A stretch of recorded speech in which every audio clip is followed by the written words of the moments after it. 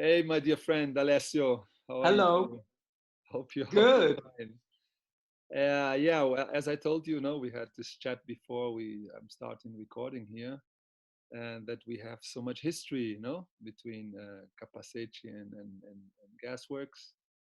I think we even have almost the same age. I mean, I'm a little bit older than you personally, but the Capacete and Gasworks are more or less. I mean, Gasworks are older.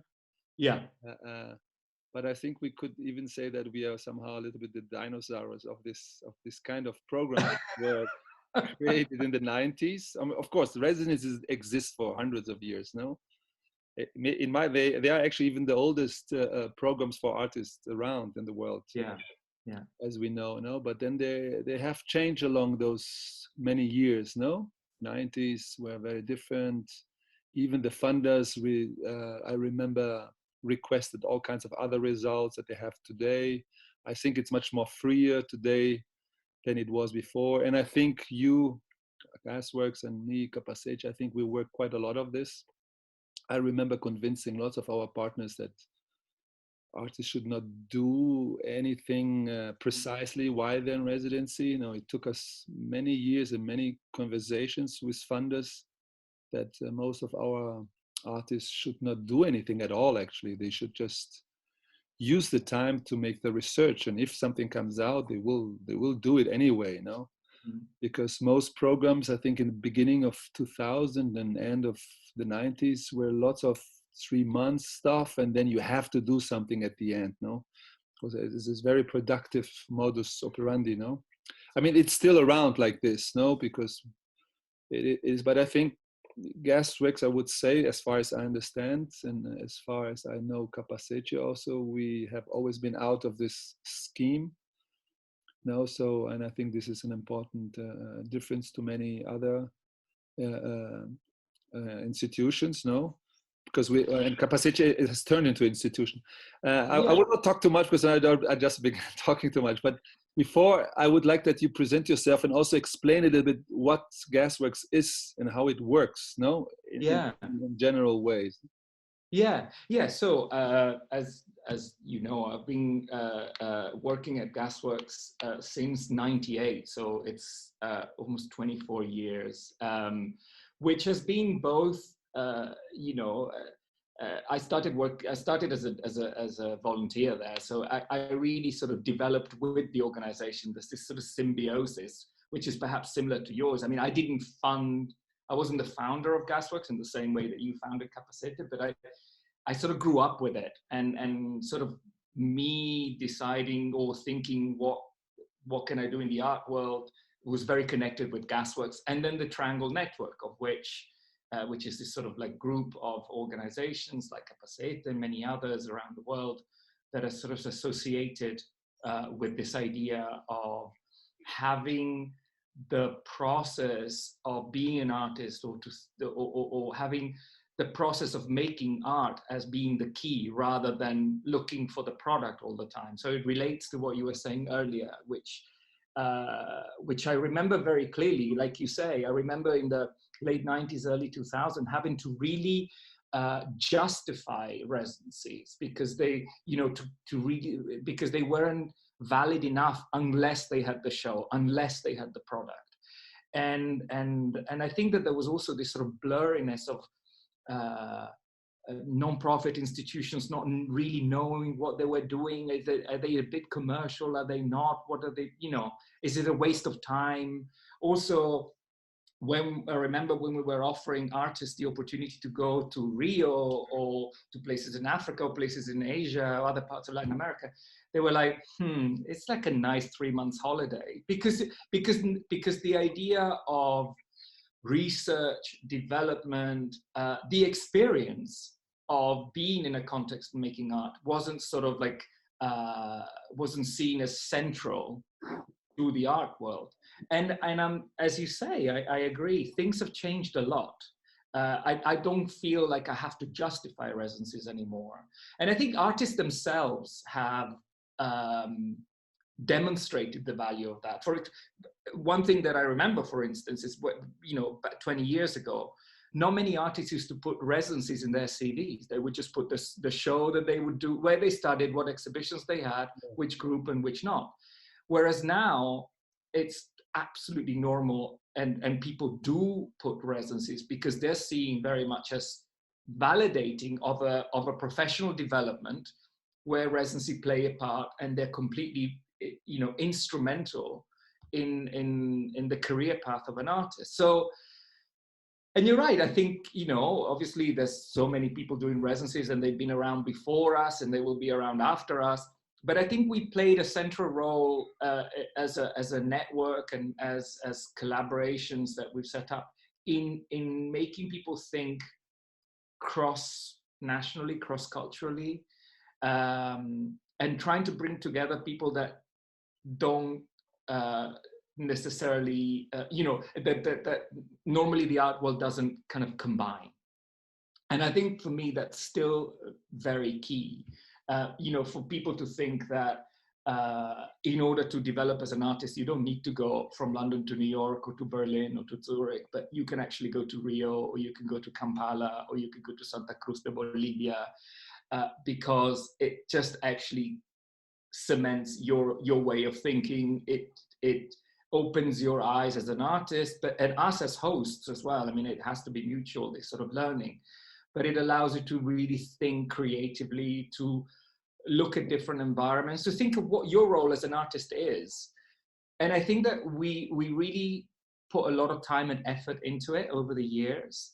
And I think it's fruitful. I mean, we were talking earlier when we were sort of brainstorming a little bit about how difficult it is to see that a lot of the work that we've done hasn't sort of like kept going, or that because of the politics, the economics, the environment, health, pandemic, etc., a lot of these things have stopped. But at the same time, I want to still hold on to something positive here. And I think the fact that we've done it means that there is something there that shows that they can be done again. It's almost like when you've done something, you can't undo it. You can move forward. It's like when people, and that's what's so frustrating about this sort of like right-wing politics, that they always want to go back to the past and back to the past. It's actually, you can't go backwards. You can always go forward.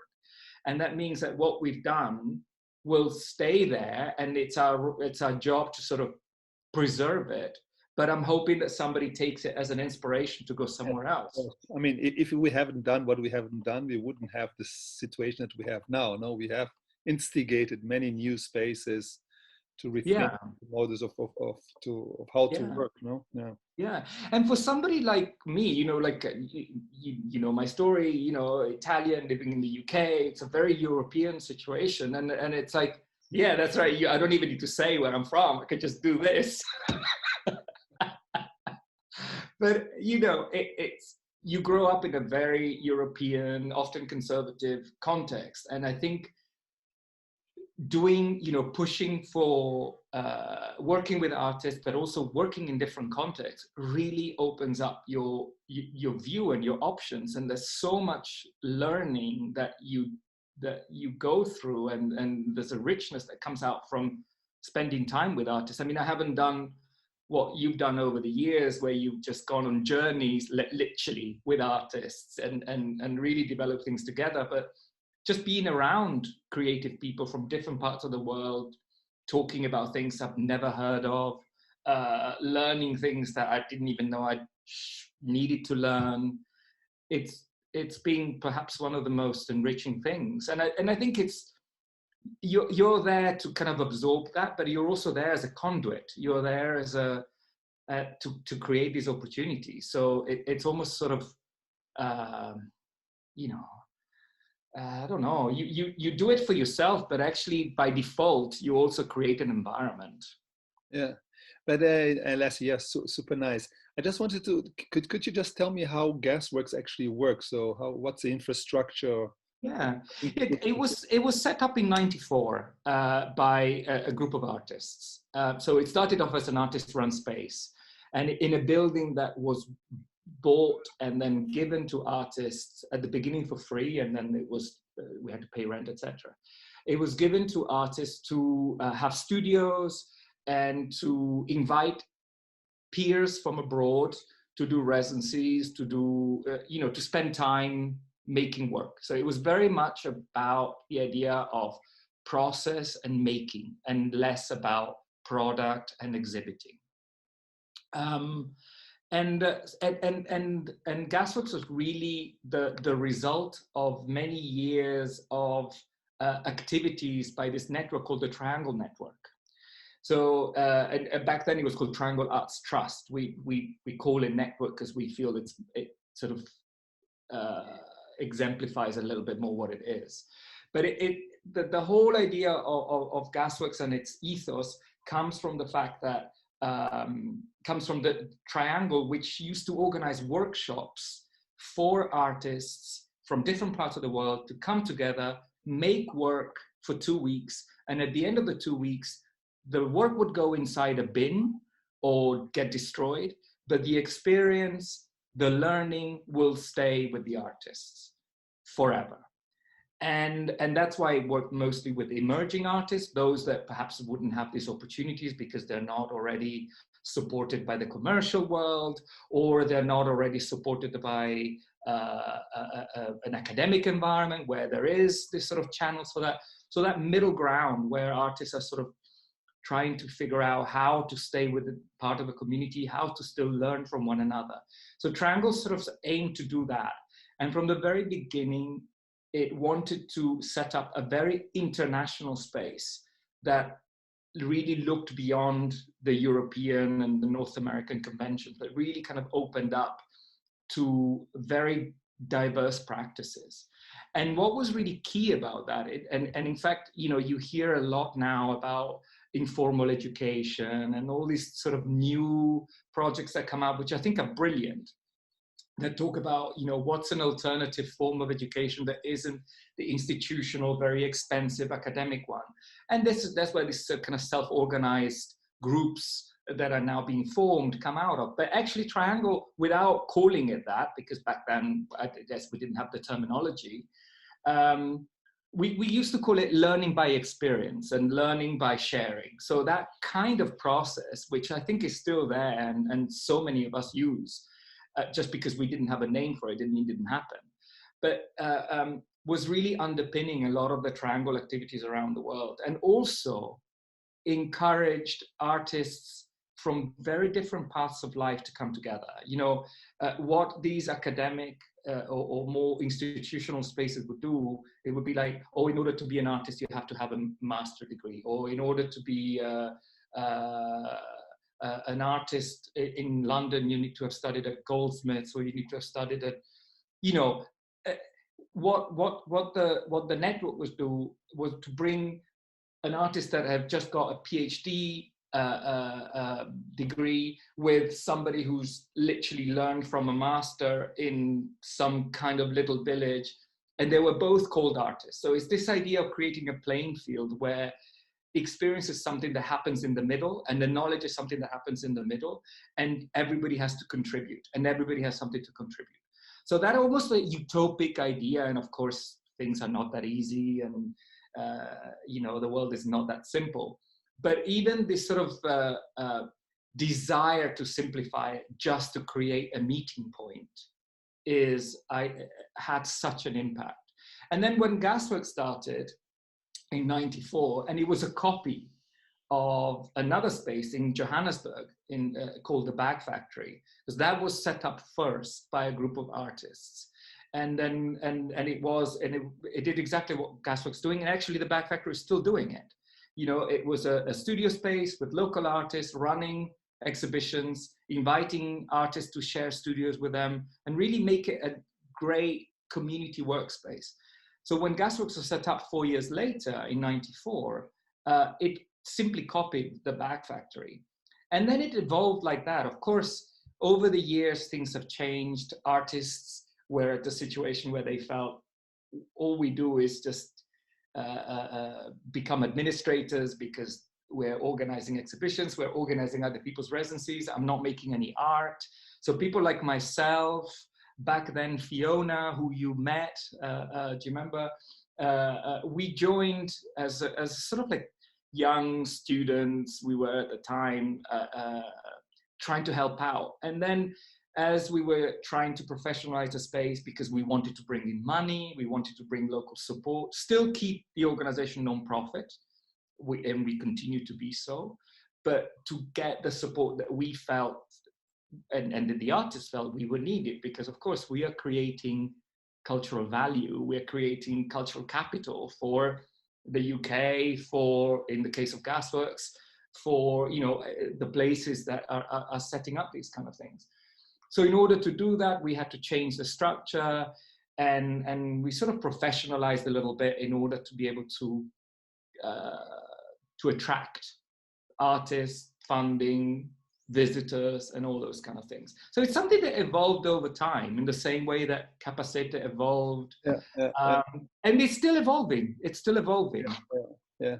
But I think really that, man, maybe it's a little bit arrogant to say, but I think we had a big influence on how those institutions that help us financially, you know, from other governments, let's say, that we actually have also helped them design, and then that, and not just only understanding us, but making them change their way of looking to that strategies, no? I think that's right. For example, for curators, I think CAPACETE, for sure in South America, we're the first residency for curators since the beginning, no? And we have been as such ever since. And curators, I mean, until very recently, were not even considered to be part of residency programs, no? And Absolutely. there still are not a lot. I mean, there still are not many residencies that accept curators, no? Although, of course, the curators have changed their position in the art scene. No, now they're actually even more important than the artists, I would say. But still, they don't get so much residencies. But anyway, that's again another discussion field that we should not go into. No, but I think one of the things that it's important though is that what we were looking at, you know, when we were trying to get international, when we try and get international funding or local funding, when we try and get support, whether it's from government or individuals, it's really about a belief that we want to democratize art, and, you know, and make sure that not only the artists that can afford, because they're lucky to come from good, wealthy families, can have this opportunity to travel, to develop work, to learn from each other, but actually it's our responsibility as global citizens to be able to sort of widen that opportunity to those that don't have it, but are extremely talented, have something to say, need a channel. And I think a lot of the times, CAPACETE, Gasworks, and so many others, we wanted to be the first port of call. You know, I say it a bit jokingly sometimes, you know, artists don't start their career at Tate. They started at Gasworks, they started at CAPACETE. So we are you know, we continue to be, I hope, in many ways, an introductory place. And in order to introduce a diverse group of artists, you also need to find the resources for that to happen. Yeah. Just to remember a small thing, but we ended up at Tate. There you go. Tate wanted you. Tate wanted you. No Soul for Sale, remember? By Maurizio Catalan and yes, I remember. Giovanni, whatever, no? Massimiliano Giorni, wasn't it? Massimiliano Giorni, yeah, who is now like a top guy. And I think it was like, I mean, another subject that we will not talk about, just very briefly. I think it was my worst experience of my soul, although this thing was called No Soul for Sale. I sold my soul to them. I think it was only for a weekend. You have it back. You had it back. It was a really. It's interesting how, you know, Tate very rarely talks about it. I actually never hear them talk about it. I think everybody's a bit ashamed of that project. But you know, again, it's one of those things you try. Maybe you have to try it out and see what happens. It was actually, Sorry, go ahead. It was actually one of those moments where we met again and again. I remember, like, didn't I have to lend you a ladder or like things because Tate wouldn't give you one? I stayed at your place, didn't I? Oh yeah, you stayed here. I stayed in your place. Is it the same place still? Yes, yes, Yes, yes. I stayed with you, I think. No, Yeah. yes, you had to borrow me a chair because they didn't give you anything. No, everything had to be rented by Tate. No, Yeah, yeah, yeah, yeah. it I was, remember going to Gasworks and giving you like getting some chairs over to Tate because you didn't yeah. have a chair. But they didn't even give us a drink. Coffee had to be bought inside the. It was ridiculous. While everybody was having champagne up in the third floor, I don't know. But anyway, a different Yeah, story. But through that story, I come back to our constant meeting in those first 10 years of 2000. And many of them were actually provoked by you, Gasworks, or you let's say, emotional intelligence of understanding South America as a place that look easier to London. No, Rio goes easier to London than it goes to Buenos Aires. It's mm. unfortunately it's still a little bit like that. No, Mm. and I wanted to ask you how did you saw this? What was the purpose, or what was the intention? I mean, I guess there Yeah, were intentions yeah, and also artistical intentions of connecting us. No, because they were sprouting. This was the first moment in South America where independent spaces actually were sprouting, because until that there were no independent spaces run by artists and then turned into residency program. No, I'm remembering Crack here by Pauline Varas, La Culpable, which has already closed. El Basilisco in Buenos Aires is also closed. Now there are many others in Buenos Aires.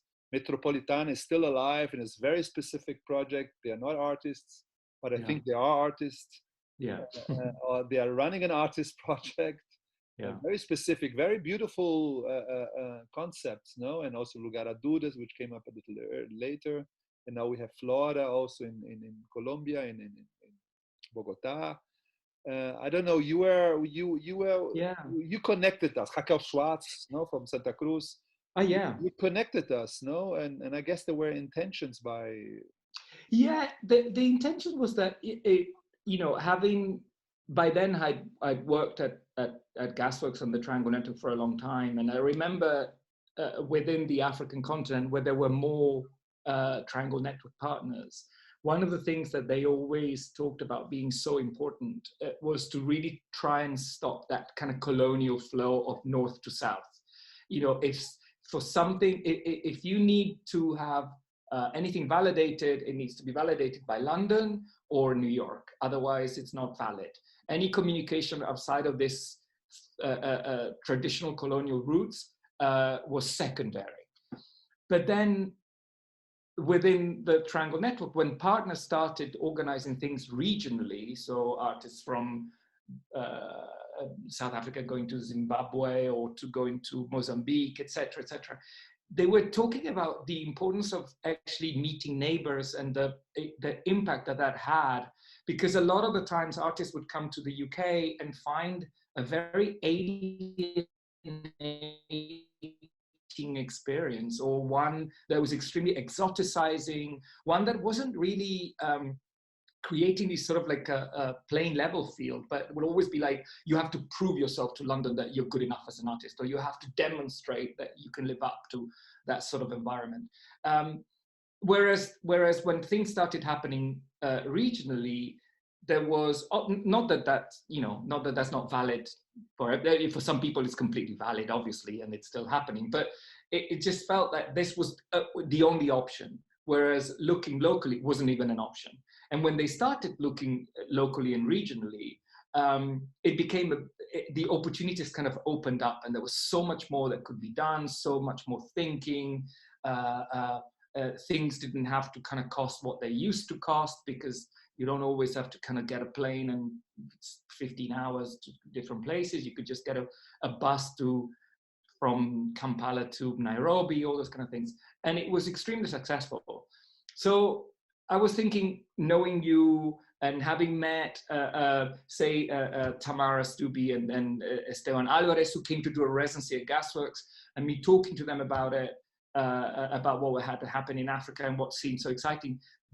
You guys were saying, we don't have this in Latin America. We don't actually, we're on the border with Brazil, but we've never been. Who knows what they're doing? There's such a disconnect. Yeah. And it just seemed like, well, let's try and see if it can be connected. And I literally asked people that I'd met around the way who were all artists, or were like yourself, an artist, curator, all this different sort of, everybody wearing those different hats. Because actually, I think that people within our network are never one thing. They're a bit of everything, you know. But it's that sort of desire to make things happen. Doesn't matter whether you're the curator or the artist, or you're the, as long as we're kind of creating something.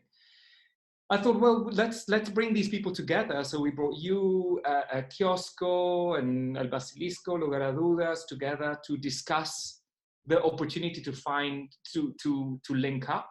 And then back then we got money from Arts Collaboratory and Hivos to fund, I think was it 3 or 4 years of exchanges within the Latin American continent, region. And the responses were great. I think artists, and it was for artists and curators, I remember that at that point.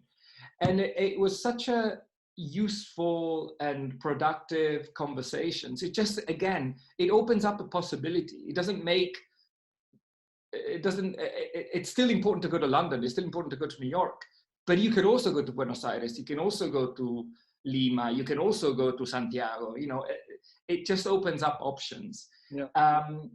And I thought it was so, I think it was great. And again, a lot of these things are done through organizations, but are done through people. And I think that what was really, I felt very lucky that we all kind of believed the same thing. And that's why it worked, you know, because we weren't doing it because we needed to fill up a questionnaire or whatever. You know, we didn't have any money. We came up with a project because we thought it was great, and then we went and looked for money. So we weren't sort of ticking boxes. We were really trying to, as you were saying earlier, trying to get funders to understand that we were addressing a need. We were looking, you know, we were responding to something that needed to happen, and they had the power with the money to make it happen. But we came up with the idea, or you guys within Latin America came up with that idea. And I think that that's why it was very successful. And it was actually a moment of, I was very happy when then the, what's it called, the Spanish... Anatomé, yeah. Anatomé, the Centro Cultural, when the Centro Cultural de España's, Culturales de España, they picked up that idea and run with it, because of course the money from Hivos then ended and we couldn't, but you know, the thing to I guess to accept for people like that have done the things that we've done is that you can only do things for a period of time, give it your best shot and put as much energy into it, but you know it's going to come to an end.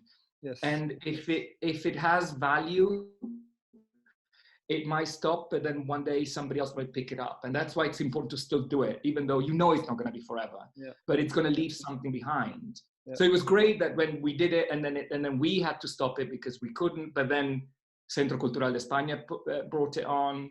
Now, you know, some organizations have closed, but new ones have opened. Yeah. So I think, as you were saying, for me, when I look back now, because it's so long now, 2 decades already, no, maybe. I think your gesture, the beginning of all this, has driven us to where we are. You know, it was probably the most important thing to be done at that moment, no.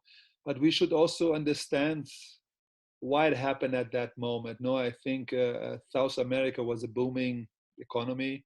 Yeah. So there are no free lunches in the world, as people say. So absolutely, Evos or whoever they are, I'm sure they're also driven by political decisions. And of course, Brazil was a big economy running on full speed by Lula at that time. Lula, no. Yeah. So there was a back story behind of all this, no, that we can't. Now when I look back, I mean, it's not a coincidence, no. No. That now there's less attention. No, Brazil is not anymore the World Cup, no Olympic, whatever it takes. When you show attention, no, I felt it on my partnership program that suddenly, although we kept most of them, but I felt there was a shift, no. the world is big, and they, of course, those foundations, they can't support everybody, and there's so many programs nowadays, all of them are competing for those small funds that are in the world and that are reducing everywhere, as we know. And as you say, they are also, their programming, their priorities are dictated by the politics of the moment, the visions of the moment. The money that was available in the early 2000s were because there was a global politics that encouraged that. There was all this idea that we used to talk about being citizens of the world and all of these things, and then sadly over the last few years you realize that then the politics has gone the opposite way, that sort of like right-wing nationalist, like, oh, what about us, like I don't want to help them, and foreigners out and all. And even though a lot of these institutions have retained, thank God, their very liberal sort of underpinning, they still have to operate within a very different environment. And even say I remember in early days so many triangle projects were funded with money from Holland. Holland was extremely had a global view. It still has, no? I mean, and it still has, but it's been reduced enormously. In comparison to other countries, in comparison to Britain, it's still insane. But in comparison to what they used to do, it's been reduced because the politics have changed, because the money is less available, because things have changed. Also, sort of the idea, there's also been a bit of a collapse of NGOs in the last 10 years. The big NGOs, not us, but the big NGOs that would go and just, bring all this wealth to the world. They've also created a lot of damage. So there's been, a lot of the things have been reconsidered. Money's been rethought, the way it's distributed, the way, there's the way the money creates a legacy is now being rethought, as fundraisers, because at the end of the day, we end up doing a lot of that. You realize how the way you write an application and the way you justify why you should be getting money has changed in the last 20 years. And it's because you're responding to current visions of things. So things will always go around, but we're not in the best moment, let's put it that way, for what we were hoping to do. In the case of CAPACETE, I'm actually very happy that I beat the records, for example, with Mondrian. Now we have been 20 years of constant partner. Yeah, that's impressive. Also the French government, which has already finished 2-3 years ago, but we were 18 years together with them on the road, non-stop, no? So just to come back to these things, that things do change and they do end, but I also have to, I'm not so positive about this thing that of case things have to end so that new things can come up. I do agree with this, but I think there is a negative, looking from the Brazilian context now, which is very fragile, remembering that alone Rio should have at least 10 capacetes, or São Paulo should have 15, and they do not have. So not saying that I'm a kind of standard, but kind of independent spaces running on their own on different levels, and Rio does not have still today. So when we disappear, I really think, and not for myself, I'm fine, I'm already 56, so I have my, let's say my road is somehow designed, I hope. But disappearing CAPACETE from the scene, which is happening now, which will happen, I do think it's not me who is losing, but the whole context will lose, because it is not an easy thing to build. It was a very specific situation of my very privileged background, let's say, that made it possible, also because I lived very long time in Europe and blah, blah, blah. Of course, it doesn't mean that other things will come up, and they will. But the way I see, the way, as you were saying, money is even less and less, politics are even more extreme right, and less and money is coming up. That I could not find voices in Brazil, in Rio context, that could sustain this discourse a little bit longer, so that it would come up with new ideas. And I had already a new director in the program, so I was getting out, no? And a new one was going to be selected this year. We would have had an open call for a new director this year, no? Looking for a South American, for example. This was my idea to have after Camila. I thought of having a South American director, no? To have this regional aspect to the program, no? Anyway. But you're right. You're right about this, and I think, you know, and of course, I have moments where I also feel that sort of the negativity of thinking, well, no, not negative, but I feel a bit sort of like it's a bit depressing to see how many barriers there are. But if I think, for example, and I've been saying this for a while, because, you know, when people say to me, and it's normally people of a certain generation, they say to me, oh, you know, when I was an artist in the 90s, we wouldn't worry about money, and we would do all these things and blah blah blah blah blah. And I always feel like saying, well, stop a minute, because look at what these younger people, younger artists are. You know, they can barely pay their rent. The squatting situation doesn't exist anymore in the UK. Public funding, even like unemployment benefits, it's now, you know, it's not what it used to be in the 90s. So you were able to do what you were able to do because there was a context that will allow that. You know, you didn't have to be the richest guy in town to set up an artist-run space. Now it's a ridiculous luxury. Literally, people can't even pay their rent, and it's affected the way they make art. You know, like you know. But the other accusation sometimes that older artists say, like, oh, you know, you're making work that it's all about commercial. It's like, yeah, because these people have to pay rent. These people have to kind of live. You know, it's like. We need to kind of check ourselves, people of our generations, that we're not sort of using what we felt we were able to do at the time. These younger people are not doing it. We need to we're not operating in this context. And I think that it is much tougher. But you're right in saying that there will be, it doesn't make it fine. You know, it's still very sad to feel that these people don't have access to what we had access at the time.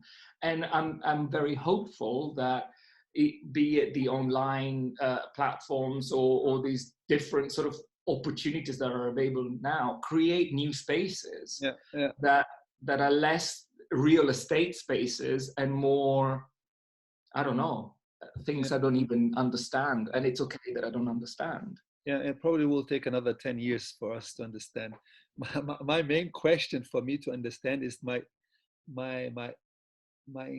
capacity to having not understood this philanthropic thing we were talking before, no? How did I not understood this from the beginning? Because I spent too much energy into this, no? With my board and stuff like that, no? And so I lacked something. I would say that I put too much energy into one direction. At a certain moment when you grow up, now your institution, CAPACETE, turns, let's say, professional because you have all these institutional partners. I should have had this moment of reflection, say, I have to now think about how to stay in this on the really long run.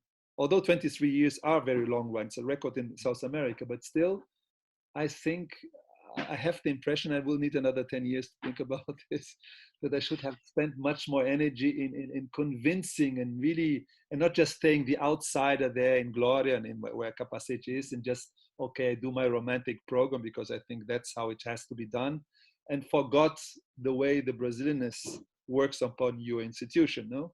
So I missed something that I still do not know what it was, and maybe I will understand this in the future.